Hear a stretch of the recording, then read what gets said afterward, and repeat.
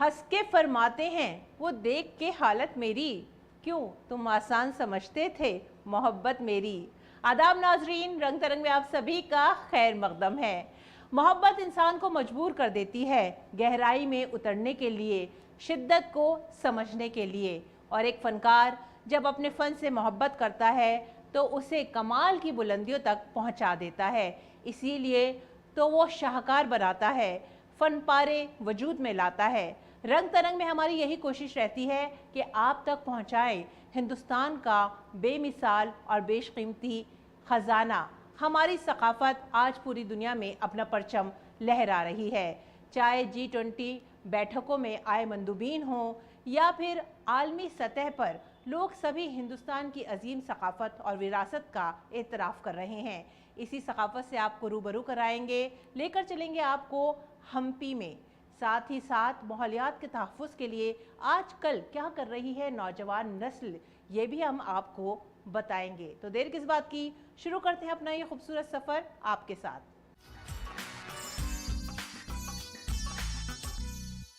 हिंदुस्तान की G20 सदारत के तहत मुल्क भर में बैठकों का, मीटिंगों का दौर जारी है और इस दौर के साथ साथ हिंदुस्तान की बेशकीमती सकाफ़त को उजागर करने का भी एक सुनहरा मौका हमें मिला है।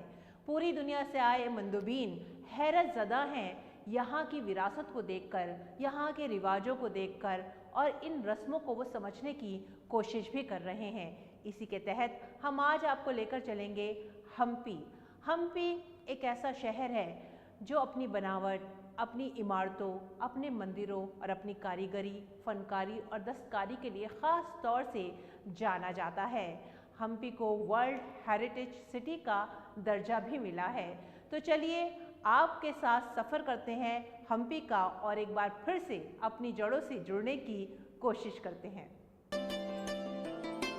भारत की रियासत कर्नाटक में तुंगभद्रा नदी के किनारे वाक़े कर्नाटक का बेहद ख़ास और मशहूर इलाका है हम्पी। हम्पी में वाक़े कई मंदिर और तारीख़ी इमारतें अपनी क़दीम नक्काशी और बनावट के लिए न सिर्फ हिंदुस्तान बल्कि पूरी दुनिया में मशहूर हैं। इस इलाके में 500 से ज़्यादा मंदिर मौजूद हैं। बड़े बड़े पत्थरों पर बारीक नक्काशी, इनकी बनावट द्राविड़ तर्ज तामीर का एक बेहद अनोखा नमूना है।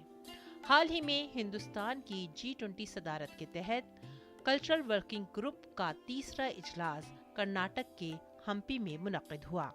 इस दौरान कल्चरल वर्किंग ग्रुप ने लंबानी कढ़ाई की अशिया का बहुत बड़ा आर्ट एग्जीबिशन यहाँ पर लगाया, जिसने बनाया गिनीज वर्ल्ड रिकॉर्ड। हम्पी में इस नुमाइश का मौजू था सकाफत सभी को जोड़ती है। इस नुमाइश एकता के धागे के तहत लंबानी कढ़ाई की कारीगरी, नज़ाकत और इसके पेचीदा डिज़ाइंस को उजागर किया गया। लम्हानी कढ़ाई पैचों की इस अनोखी नुमाइश का इफ्तिताह किया कोयला और खान के मरकजी वजीर प्रहलाद जोशी ने। सुंदर कुशल कला केंद्र से जुड़ी 450 से ज़्यादा लंबानी ख़वातीन कारीगरों और सकाफती फनकारों ने 1755 पैचवर्क वाली GI टैग की खूबसूरत लंबाई कढ़ाई का एक ऐसा मजबूआ तैयार किया जिसने गिनीज वर्ल्ड रिकॉर्ड बनाया। वज़ीर आज़म की मिशन लाइफ और CWUG की पहल माहौलियात के तहफ़्फ़ुज़ के तई बेदारी मुहिम के तौर पर यह एग्जीबिशन लगाई गई, जिसने हिंदुस्तान की सकाफत की खूबसूरत रंगोली की झलक भी पेश की।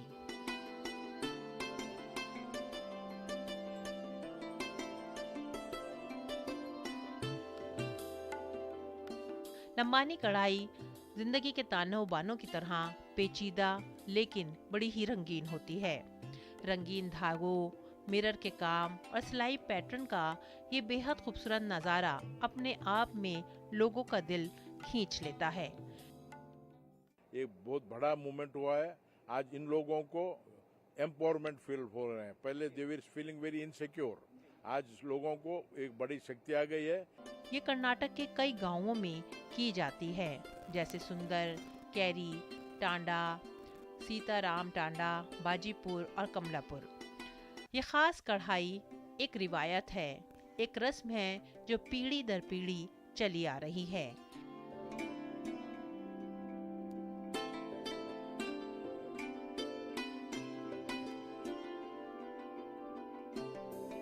कढ़ाई को लंबानी तबके से ताल्लुक़ रखने वाली ख़वातीन बड़ी महारत से करती हैं और सदियों से इस रिवायत को उन्होंने जिंदा रखा है। ये फ़न न सिर्फ हिंदुस्तान की रिवायत और तहजीब का मज़हर है, लेकिन साथ ही साथ ख़वातीन के लिए रोज़ी रोटी और रोज़गार से जुड़ने का एक नया दरवाज़ा भी खोल रहा है।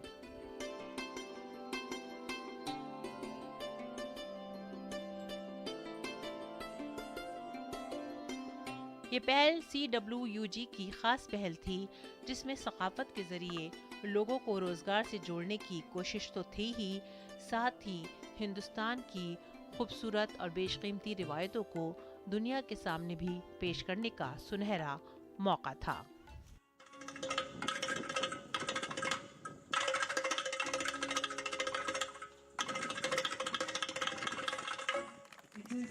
लंबानी कढ़ाई रिवायती तर्ज की होती है, जिसमें रंगीन धागों का इस्तेमाल होता है। इस फन के जरिए हम अपनी साझा विरासत का जश्न मनाते हैं और मुख्तलिफ तबक़ात के बीच में इससे एक शिराकतदारी को बढ़ावा मिलता है।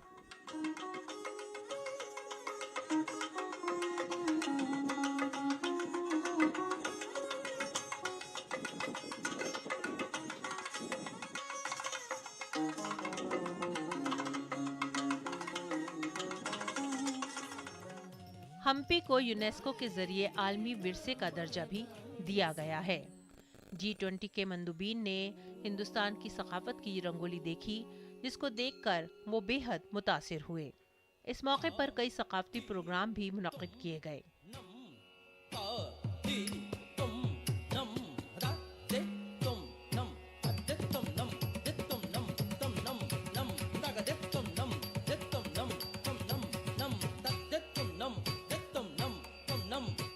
CWUG इजलास के तीसरे दिन येदुर बसवन्ना कॉम्प्लेक्स में बेहद मशहूर रक्कासा कौशल्या रेड्डी ने एक खूबसूरत रक्स का प्रोग्राम पेश किया।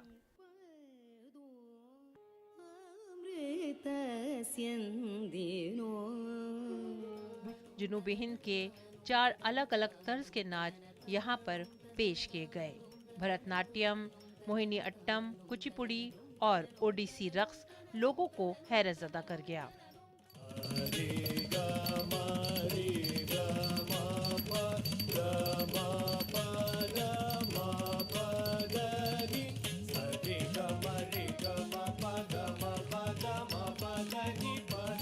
सकाफत सभी को जोड़ती है, इस बात में कोई शक नहीं है, और हिंदुस्तान की सकाफत के कसीरुल जहती रंग अपने आप में इतने हसीन और दिलकश हैं कि हर कोई इन्हें देखकर हैरतज़दा होने के साथ साथ ही इन सकाफती रंगों से जुड़ जाता है, क्योंकि ये पैगाम देते हैं फितरत से जुड़ने का, खुद को समझने का और अपनी सरजमीन का परचम पूरी दुनिया में लहराने का। रंग तरंग DT न्यूज़।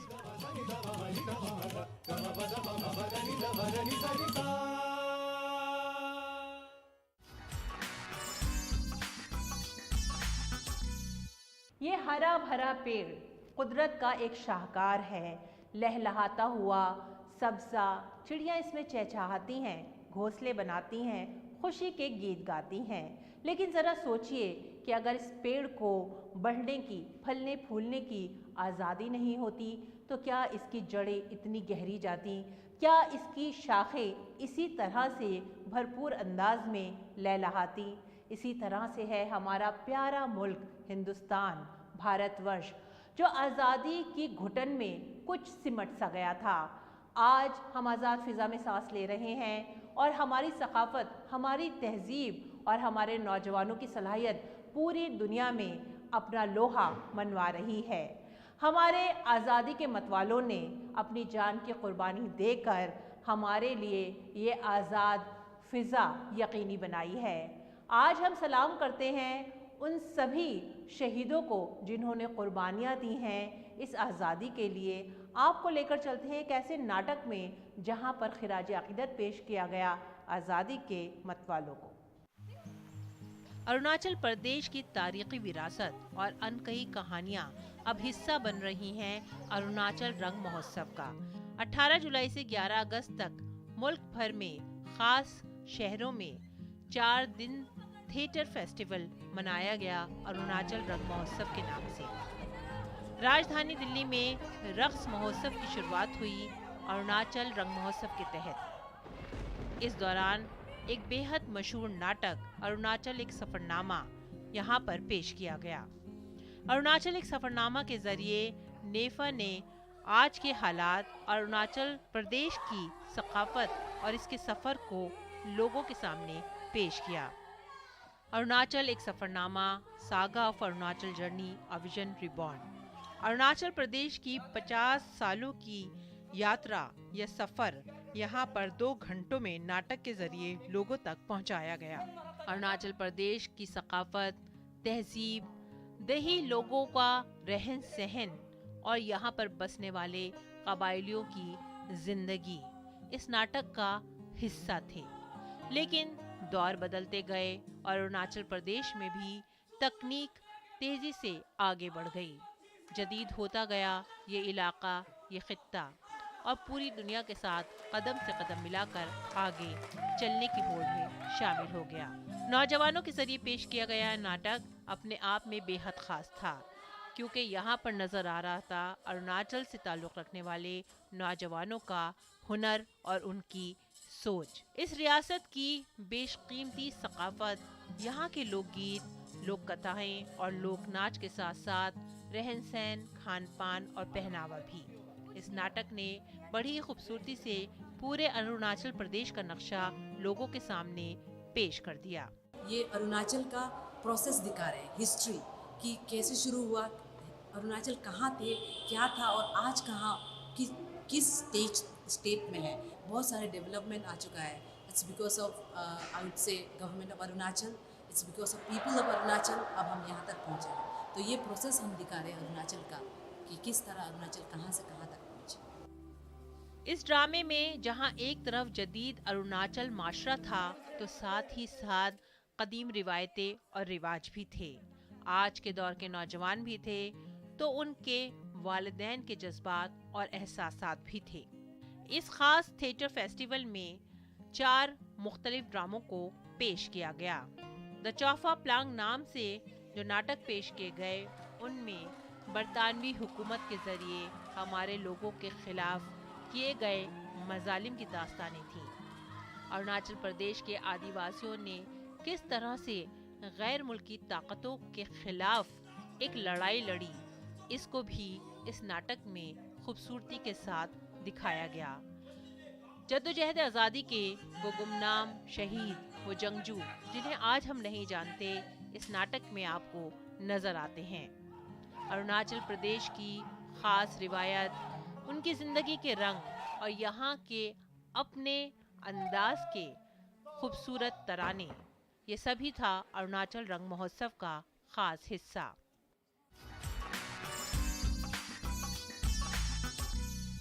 अगर मैं आपसे पूछूं कि पेड़ हमें क्या देते हैं, तो यकीनन आप कहेंगे कि पेड़ हमें छाया देते हैं, हमें खाना देते हैं और हमारी इस दुनिया को वो हरा भरा रखते हैं। साथ ही साथ हमारी हयात के ज़ामिन भी हैं ये पेड़। लेकिन यहाँ पर सवाल ये उठता है कि जब हम ये जानते हैं कि पेड़ और माहौलियात का तहफ़्फ़ुज़ कितना ज़रूरी है, तो फिर आखिर क्या वजह है कि इंसान खुद ही अपनी ज़िंदगी का दुश्मन बना हुआ है। आने वाले वक्त में हमारे बच्चों को क्या ये हरी भरी दुनिया ऐसी ही नज़र आएगी? क्या आज हम कुछ ऐसे कदम उठा सकते हैं जिससे आने वाला मुस्तक़बिल हो और भी ज़्यादा खूबसूरत और ताबनाक? इसी सोच को लेकर बहुत से फ़नकार लगातार सवाल उठा रहे हैं, अपने कैनवस पर जगह दे रहे हैं कुदरत के रंगों को।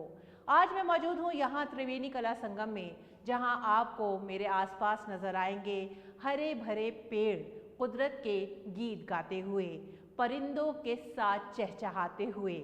यही तो है हमारी हरी भरी दुनिया। तो नीना खरे की इस पेंटिंग के साथ साथ हम आपको ले जाते हैं और रूबरू कराते हैं कुछ और भी फनकारों के फनपारों से, जो लगातार इस सिमत में बेदारी फैला रहे हैं और हमारी तवज्जो खींच रहे हैं।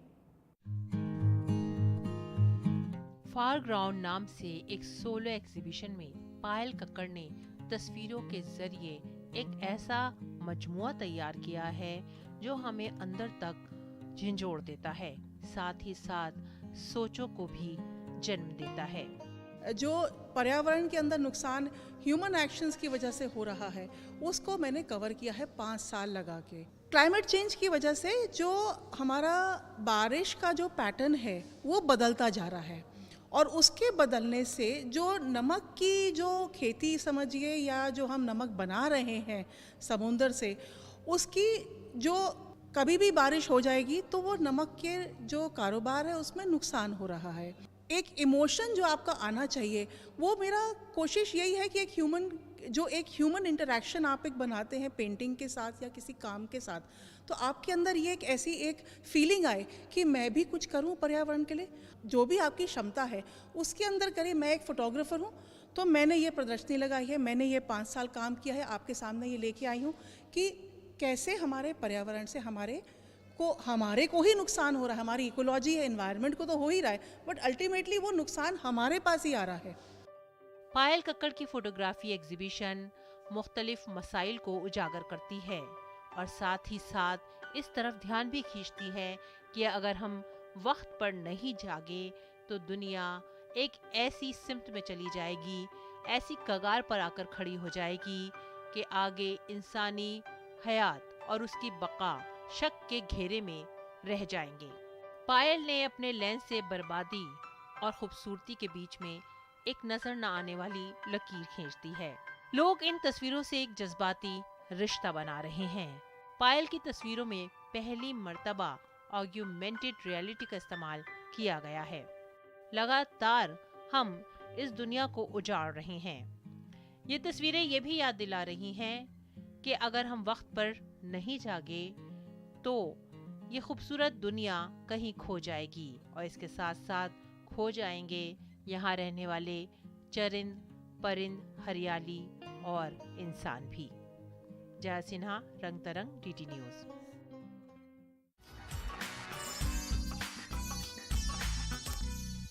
रात यूं दिल में तेरी खोई हुई याद आई, जैसे वीरानों में चुपके से बाहर आ जाए, जैसे सहराओं में होले से चले बादे नसीम, जैसे बीमार को बेवजह करार आ जाए। ये अल्फाज हैं एक बेहद अजीम शायर के। फ़न शायरी जज्बात का इजहार है, तो इसी तरह से एक मुसन्निफ भी, एक राइटर भी अपने जज्बात और अपने एहसासात को कागज़ और कलम के ज़रिए दुनिया के सामने पेश कर देता है।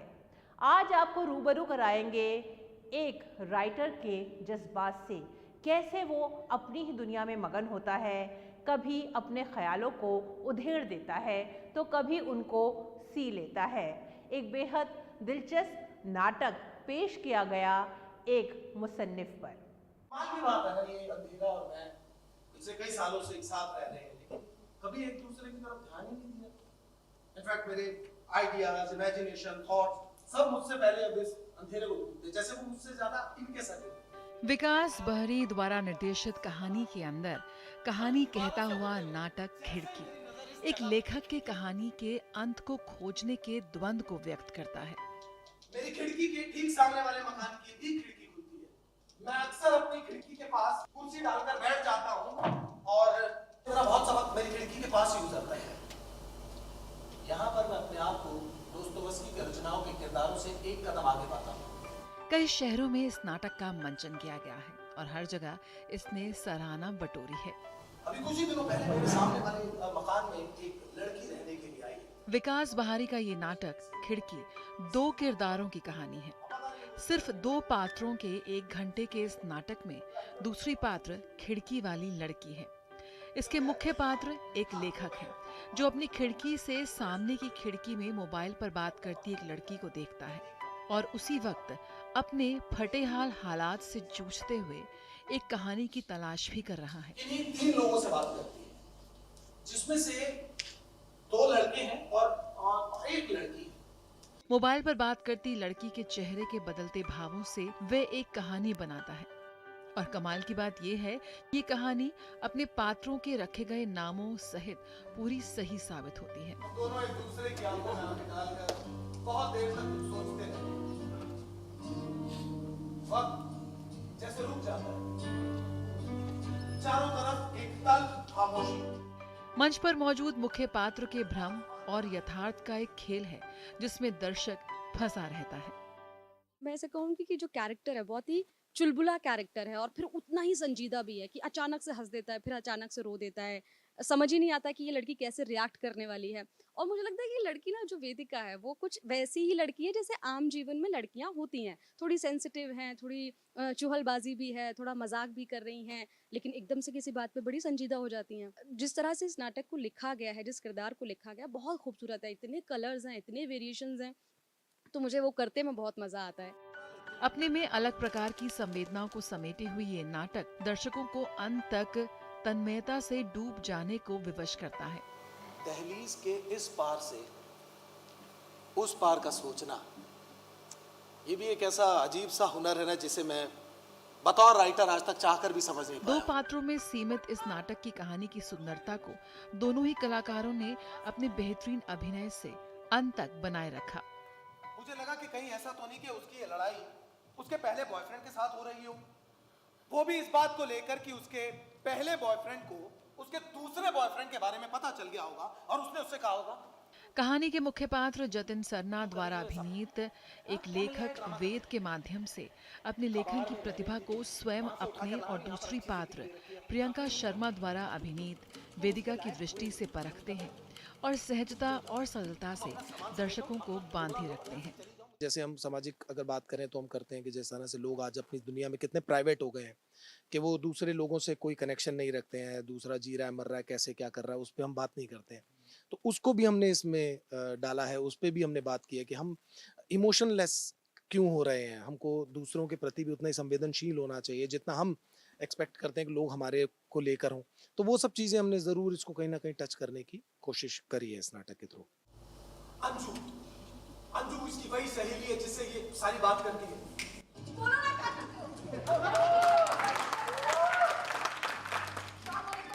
बिना किसी तड़क भड़क और सहज सरल रंगमंचीय सज्जा के साथ पात्रों ने अपनी अदायगी से ही दर्शकों को जोड़े रखा। रंग तरंग, टीडी न्यूज़।